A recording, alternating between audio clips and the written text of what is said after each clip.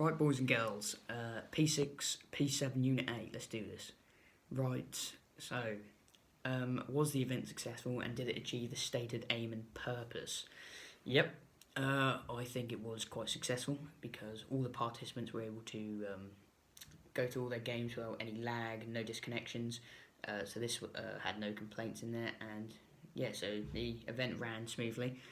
And it was also successful because of how well the staff carried out their roles in the tournament. For example, the event was made successful by the marketing media officer, for instance, because of like the eye-catching posters they make, and this attracted more participants than expected. So this is why we didn't have as many in our tournament, like only 8 people. But however, this nonetheless we still achieved the stated aim purpose, which was to raise money for the nest. We raised £40 altogether. So yeah, it was successful in my opinion. A formative assessment.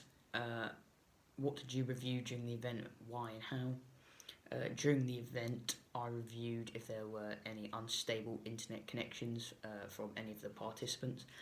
I'd done this because this would create like an unfair match between 2 people. And yeah, this could lead to complaints from others if they end up losing. They could see it as unfair. And I checked this by making all the participants do an internet connection test, just to see if it was stable enough so it could run smoothly, which it did. And so yeah. Next is the summative assessment, and during this I reviewed what stuff after the event. And so in the summative assessment, I reviewed my communication skills, and if there were any complaints in the event, I reviewed the complaints by giving participants a feedback card. This was important because this allows me to prevent mistakes in the future. And I reviewed my communication skills after the event by asking staff if they understood everything clearly, and I told them if I let me read that again. So I reviewed with staff if I was still gibberish, or I said stuff really well and it was very clear and they understood it and they just got on with it. And yeah, so as I said, it was important I'd done this, so in a future event I wouldn't make the same mistakes. Next is my strengths, weaknesses, and areas to improve for the event. So to improve the event, I could have added more participants and I could have added. Sorry, I've got something going on my phone there.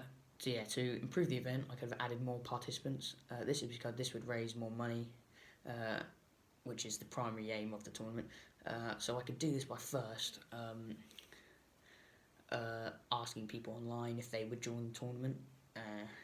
So then I could estimate how many people to have in there before guessing, at 8 people.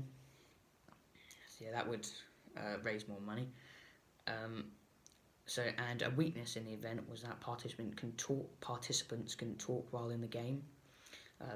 So if I changed this and adapted this so they could, this would make their experience better. But on the other hand, a strength of the event was the promotion of it, the eye-catching posters by the media officer.